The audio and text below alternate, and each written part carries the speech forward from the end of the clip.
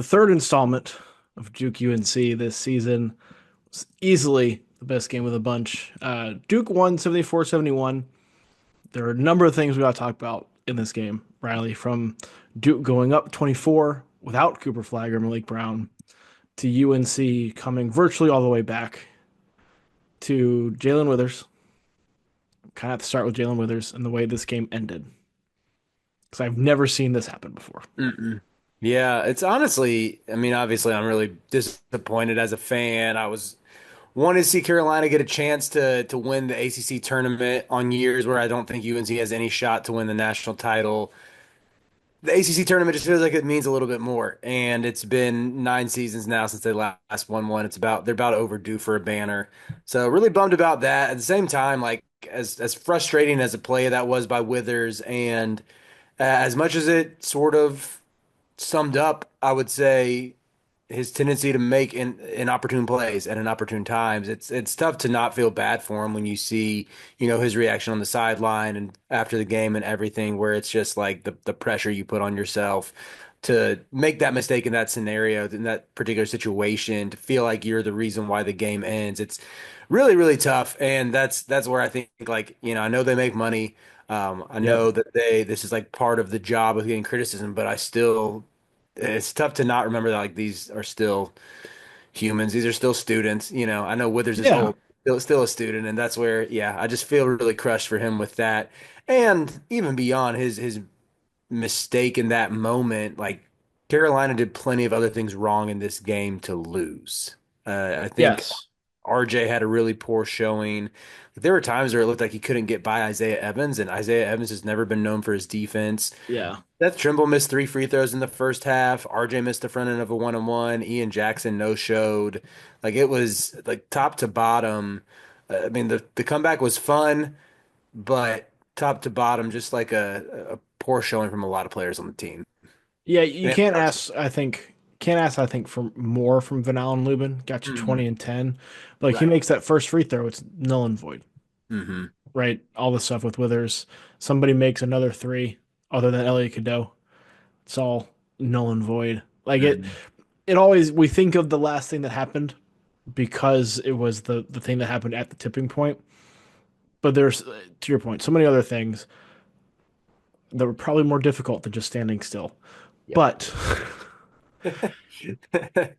Yeah, yeah. No, I think it's that balance of where it is like that was on one hand, it's like, dude, how do you make that mistake in that moment? And it's okay to acknowledge that. Like that's a really like just yeah, you need better awareness in that situation, especially when you're not a lock to make the tournament. And this is obviously you don't want to lose 3 games in a row to your rival. You don't want to lose three in a season. At the yeah. same time, I think it's tough for me to not see like going back to the first half when I felt about as frustrated as I have all year, and even pointing to the coaching staff. It looked like they didn't have the team ready to play. I think like the shot selection UNC had for like the first 10 minutes was so bad where they weren't able to execute anything on offense. It didn't seem to matter that Cooper Flagg wasn't there, Malik Brown wasn't there. They still couldn't get by their man. They still couldn't get easy looks at the basket. That changed in the second half, so credit to them for adjusting. But, between the turnovers and not turning Duke over. I know in the second half they were able to put some pressure on Duke, but um first half for Duke, I mean, they forced 6 turnovers. It felt like less than that, Ralph. I'll say that Mm. much. Like it just they definitely didn't capitalize off them, and I think Duke wasn't able to. Duke kept him out of transition, and just nothing came easily to just to where it had me feeling like. I mean, they literally went the last 5 minutes in the first half without points.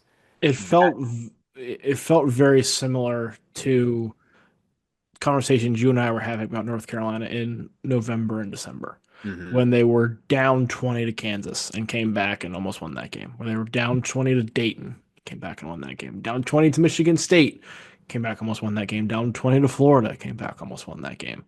They had gone a while without doing this, and now here it pops up again hmm against a good team. Now, Duke, the fact they were up 24 without Cooper Flag is good.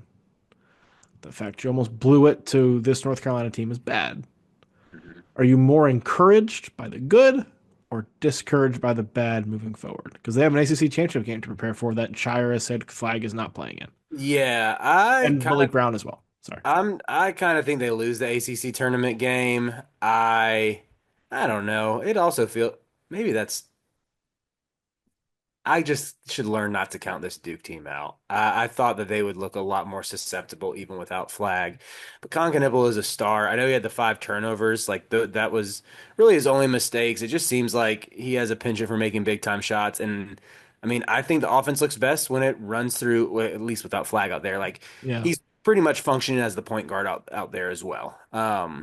Really good ball handler, really good playmaker, really good at making those reads out of ball screens and finding. It just feels almost automatic when Malawach sets a screen for him and drop coverage. It's going to result in a lob. So I think Knipple is good enough to kind of power through. I would assume, like to me, this Flag injury feels like he returns for the 8-9 game. Like I think he won't play in the 1 versus 16. Duke will still win by 30, and then 8-9. It's like okay, Flag's ready to go. Who knows what he will look like, but that would be my guess at a timeline. And Khan is perfectly capable of carrying them through that. Even I would say Khan's good enough to carry them through the 8-9 game if Flag doesn't suit up for that. So Yeah. yeah, like it's probably good for Duke. That honestly makes it hurt more that UNC can at least pull off the win. It's probably good for Duke to get tested like this, to be on the ropes, to choke a big lead. In the first half, I thought they were incredible. Like they completely Mm. shut Carolina down. They had guys diving to the floor for loose balls up 21. They're getting like high energy plays from Caleb Foster, who was out of the rotation. Yeah. I mean, it truly is the perfect amalgamation of a really talented roster that I think is succeeding in part because of a good culture and whatever other buzzwords you want to throw out there. That even when you see guys who have been buried on the depth chart, their number is called, they get in the game and they make something happen. I'm concerned Oh, moving forward. So first oh, off, it seems like Flag's gonna be back. Malik Brown, we'll see, and that is important, I think, for Duke's championship hopes. But for Duke to make a long run, they will need Flag. I would not be surprised to see him play like 15 minutes in that 116 game just to get some run, but probably on a minutes restriction. Um, the first half was phenomenal with Duke. The first half was phenomenal. The second half, your guards could not make plays, and if it wasn't for Patrick and Gongba going 6 for 6, catching lobs and dunking on people's heads and making hook shots and floaters in the lane, they would have lost the game. It that's got it got to a point where you needed Knipple to make a play with the ball in his hands, or Proctor to make a play with the ball in his hands, or Sion James to make a play with the ball in his hands, Isaiah and they all fell Evans to make a short. play with the ball in his hands, and none of them could. All of them were so flustered. That's a really good point, Ralph. It is. I'm honestly shocked that, like, with how Khan has been nails in all 3 games against UNC, that I believe it was I think it was the possession before. I want to say it was the possession before Carolina tied it at the line. Then Proctor got fouled for the 1-on-1 and missed the front end. Khan had a drive to the basket and missed it. Yeah. And I have just gotten used to seeing him pretty much make every shot he takes against UNC this year. Like that was a huge surprise.